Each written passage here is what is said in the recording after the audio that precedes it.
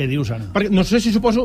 Us en recordeu que la setmana passada vam parlar amb Marcos Llorente? Sí. Que pensaven que era el futbolista... Era un altre Marcos Llorente. Però era Marcos Llorente Esteve, astrònom. D'acord? Doncs avui ja tenint... És veritat, ara me'n recordo, sí. Ja sabent que no és el Marcos Llorente futbolista, sinó Marcos Llorente astrònom, l'he volgut tornar a contactar. Sí. El tenim a l'altre costat del fil telefònic. Marcos Llorente, bon dia. Hola, sí. Hola, bon dia. Home, Marcos, com et trobes? Com va... Què tal? Bueno, aquí estem. Què voleu? No, i és un personatge d'això del safareig. Espera, que sembla... Sí.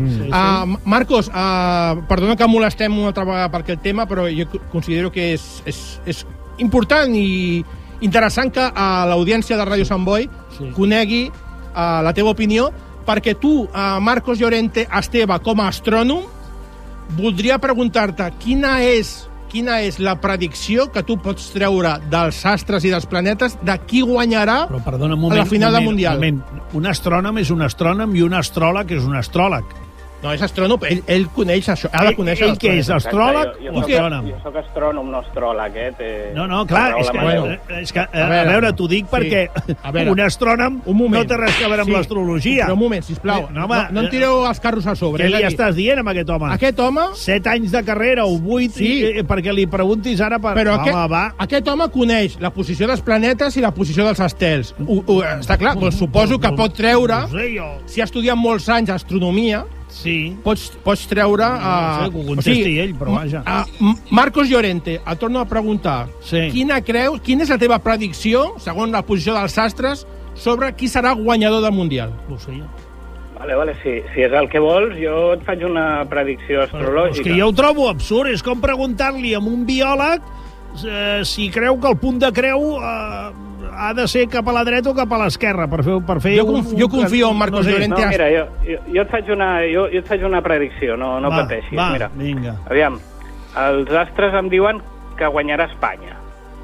Vols que t'ho desenvolupi una mica? Sí, sisplau. Va. Mira, el dia 19 hi haurà 3 elements còsmics que s'alinearan, que són Júpiter, Saturn i el cul de la teva mare. Home, per favor! Està cremat, aquest home. Home, és que ja... No, és que l'estàs trucant constantment per animar la... L'he trucat 2 vegades. Sí, però... Home, però ja ho entenc. Però escolti, vostè se'n podria estar una mica, també. No cal faltar el respecte d'aquesta manera. No sé, No, li dic, ja ho veu vostè, que jo estic a favor de que no l'empipin. Però... Sap què passa, senyor Amadeu? També és la calor, També és la calor que afecta, però clar, entre la calor i que t'inflin la pabrotera, doncs al final la cosa va sumant, sap? Bueno, escolta, ja teniu la meva predicció, no? Sí, ja està. Esteu contents, no? Potser... Perdó,